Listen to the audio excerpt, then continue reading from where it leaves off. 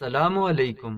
ایک دفعہ رینال بادشاہ کا قاصد خط لے کر سلطان صلاح الدین ایوبی کے خیمے میں داخل ہوا۔ قاصد ہاتھ میں خط پکڑے سر جھکائے کھڑا ہو گیا۔ اس میں بولنے کی ہمت نہیں تھی۔ مسکراتے ہوئے سلطان صلاح الدین ایوبی نے رینال بادشاہ کے قاصد سے پوچھا، جس مقصد کے لیے تم یہاں آئے ہو اس بارے میں جانتا ہوں۔ یہ سن کر رینال بادشاہ کا قاصد بڑا حیران ہوا۔ جس بات کا علم بادشاہ اور اس کے چند وزیروں اور میرے علاوہ کسی کو نہیں پتا، لیکن سینکڑوں میل دور سلطان صلاح الدین ایوبی کو کیسے پتہ چل گیا؟ اور یہ بات سلطان نے اس لیے اس قاصد کو کہی تاکہ بادشاہ رینال کو بھی پتہ چلے کہ سلطان صلاح الدین کی نظر شاہین سے کم نہیں، اور اس کے دماغ میں یہ خوف بیٹھ جائے کہ سلطان اتنے میل دور بیٹھ کر بھی اس کو ہماری ہر بات کا علم ہے، کیونکہ سلطان صلاح الدین دشمن کو نہ صرف تلوار سے تہس نہس کرتا بلکہ ذہنی طور پر بھی دشمن کو شکست دیتا۔ قاصد نہیں جانتا تھا کہ سلطان صلاح الدین ایوبی کا جاسوسی کا نظام بہت زیادہ مضبوط ہے۔ سلطان محل میں بیٹھے ہزاروں میل فاصلے پر بھی خبر معلوم کر لیتا تھا۔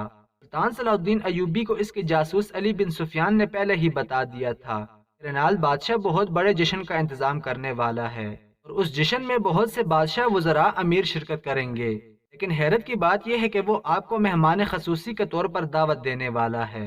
سلطان صلاح الدین رینال بادشاہ کے اس خط کو دیکھ کر حیران نہیں تھا، کیونکہ سلطان پہلے سے سب کچھ جانتا تھا۔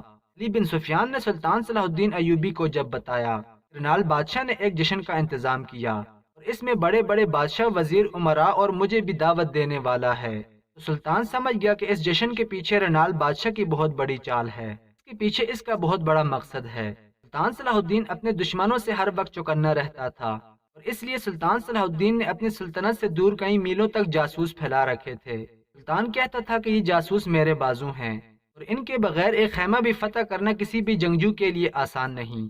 سلطان نے اس لیے جشن میں جانے کی دعوت قبول کر لی، کیونکہ سلطان چاہتا تھا کہ دشمنوں کے ارادے کا پتہ چل سکے۔ سلطان صلاح الدین ایوبی نے قاصد کو کہا، اپنے بادشاہ کو کہنا کہ میں ضرور جشن میں حاضر ہوں گا۔ قاصد بڑا حیران ہوا کہ سلطان صلاح الدین ایوبی اور رینال بادشاہ کے درمیان کئی عرصے سے جنگ چل رہی تھی۔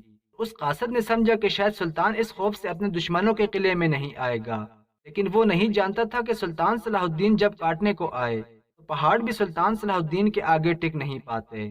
قاصد سلطان صلاح الدین کا پیغام لے کر رینال بادشاہ کے پاس پہنچا۔ یہ سن کر رینال بادشاہ چند لمحے کے لیے ساکت ہو گیا۔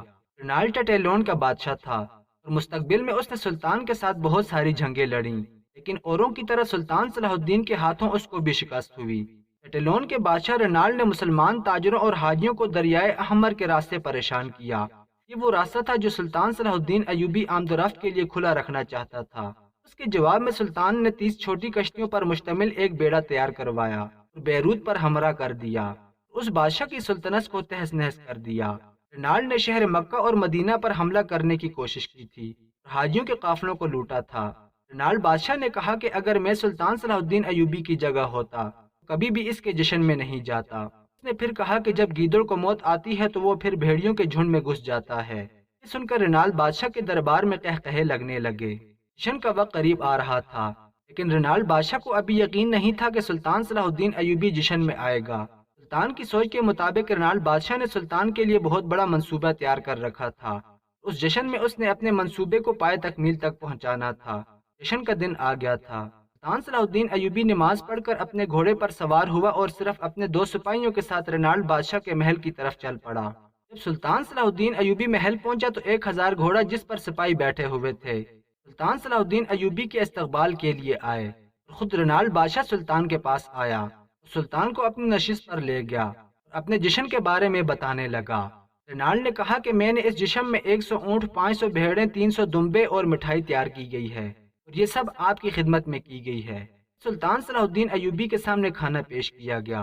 کھانے کے بعد رینال بادشاہ نے سلطان صلاح الدین ایوبی کو کہا، میں تمہیں اپنے سپاہیوں کے جوہر دکھانا چاہتا ہوں۔ تھوڑی دیر بعد سپاہی میدان میں اترے اور تلوار بازی کرنے لگے۔ ان کی تلوار بازی کو دیکھ کر سلطان کے ذہن میں بہت سارے خیالات آ رہے تھے۔ پھر اس کے بعد پہلوانوں کو میدان میں اتارا گیا اور ان کی کشتی شروع ہو گئی۔ اس طرح بہت سارے دیگر تقریبات کی گئیں۔ آخر میں رینال بادشاہ اپنی جگہ سے اٹھا اور بلند آواز میں کہا، اے لوگوں، ہماری محفل میں آج مسلمانوں کے سلطان صلاح الدین ایوبی مہمان خصوصی بن کر آئے ہیں۔ ان کے بارے میں آپ نے تو سنا ہوگا کہ اس نے کتنے بڑے بڑے علاقے فتح کیے۔ سلطان صلاح الدین کوئی عام انسان نہیں بلکہ بہت بڑا بہادر اور جنگجو سلطان ہے۔ اس لیے میں سلطان سے ایک سوال پوچھنا چاہتا ہوں تاکہ لوگوں کو بھی یقین آئے کہ سلطان نہ صرف تلوار چلانا جانتا ہے بلکہ اپنے عقل کو بھی چلانا جانتا ہے۔ یہ دیکھ کر تمام درباری اور سپاہی رنال بادشاہ کی طرف دیکھنے لگے۔ اب رنال بادشاہ کیا کرنے لگا ہے؟ تھوڑی دیر کے بعد 3 خوبصورت اور حسین و جمیل لڑکیاں سلطان صلاح الدین ایوبی کے سامنے آ کر کھڑی ہو گئیں۔ سلطان صلاح الدین ایوبی کی نشست اوپر تھی اور وہ لڑکیاں نیچے زمین پر کھڑی ہوئی تھیں۔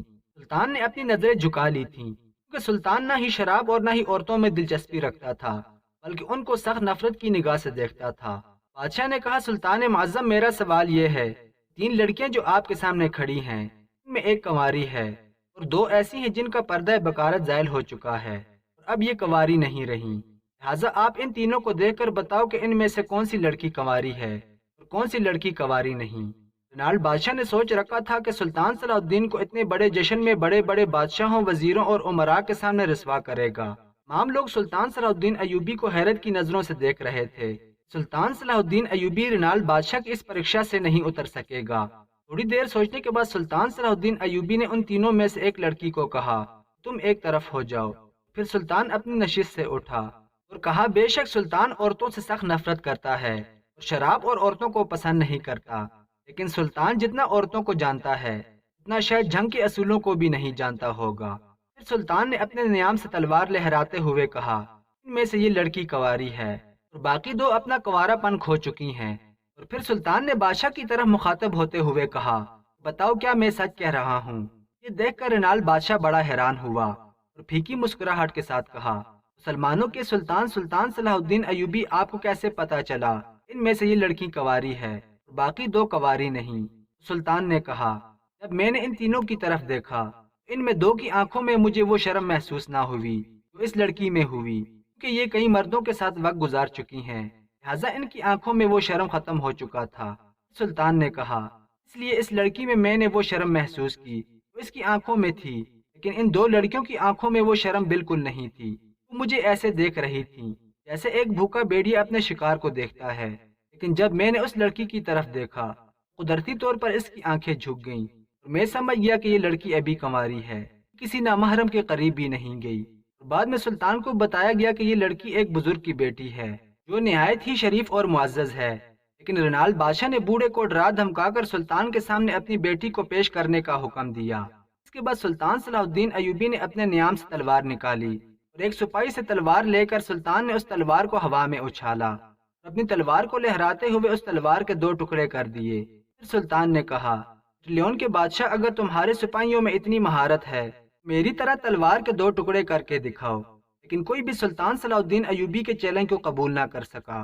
سلطان صلاح الدین ایوبی نے تلوار نیام میں ڈالی اور وہاں سے رخصت ہو گیا اور اسی طرح رنال بادشاہ اپنے منصوبے میں ناکام ہو گیا۔